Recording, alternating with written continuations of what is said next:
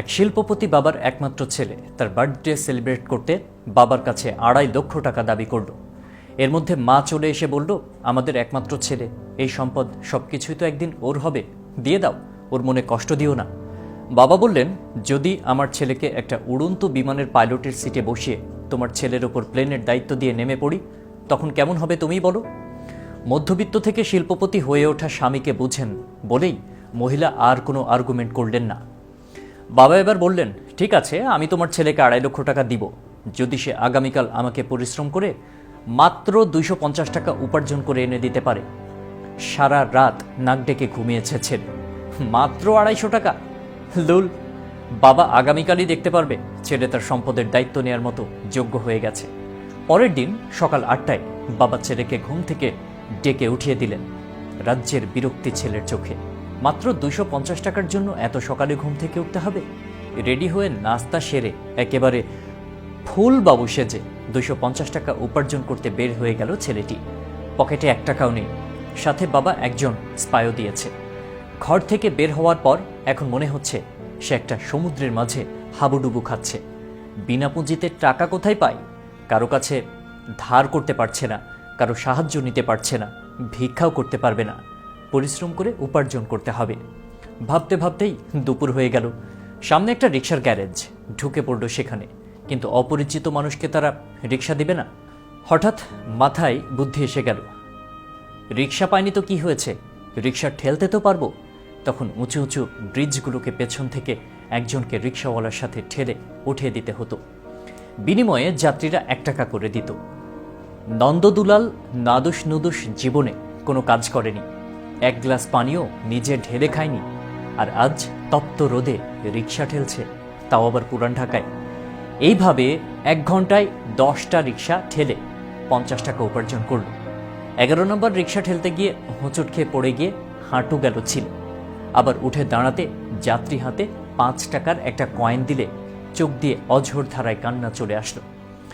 ঘণ্টাখানেক পর হাঁটুর ব্যথা আরও তীব্র হতে লাগলো। বিকেল পর্যন্ত গুনে দেখলো মাত্র 90 টাকা জমা হয়েছে।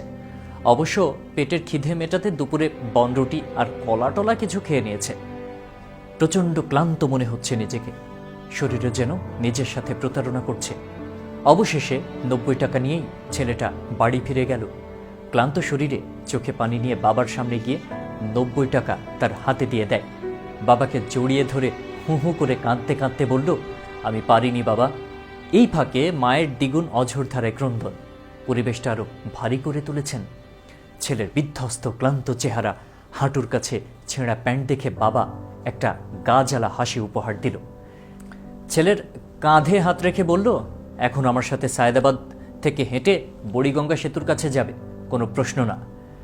4 গাড়ি আর 2জন রেগুলার ড্রাইভার থাকতে হেঁটে কেন? মা চিৎকার দিলেন। ছেলের জিজ্ঞাসু চোখে তাকিয়ে বাবা বললেন, বাবা, আমি তো আজকের এই পজিশনে এইভাবে একটু একটু করেই এগিয়ে এসেছি, গাড়ি বা বিমানের গতিতে আসিনি। তুমি তো মাত্র একদিন কষ্ট করেছ, একটু ধৈর্য ধরো। ক্লান্ত ছেলের হাত ধরে হাঁটতে হাঁটতে রাত 11:30টায় ব্রিজে পৌঁছালো পিতা পুত্র। শান্ত নদী, ব্রিজের রেলিং ধরে দাঁড়িয়ে বাবা বলল, তুমি আমার হাতে 90 টাকা দিয়েছ, তাই না? জি বাবা, আমার জীবনের প্রথম উপার্জন। আমি জানি এই টাকাগুলো উপার্জন করতে তোমাকে অনেক কষ্ট করতে হয়েছে। এখন তোমাকে যা বলি শোন।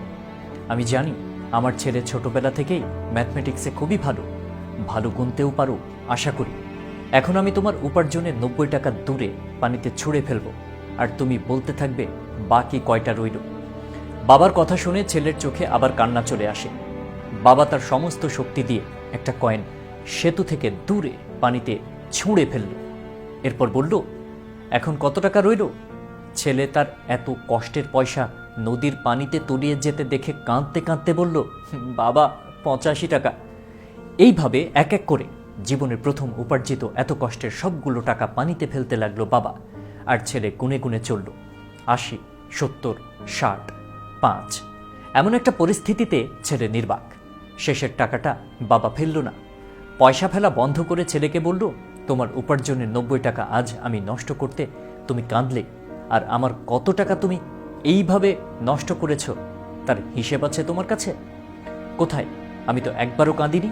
আজ তোমার অনুভূতিতে যেমন কষ্ট লেগেছে, আমারও ঠিক তেমনই অনুভূতি আছে কষ্ট উপলব্ধি করার জন্য।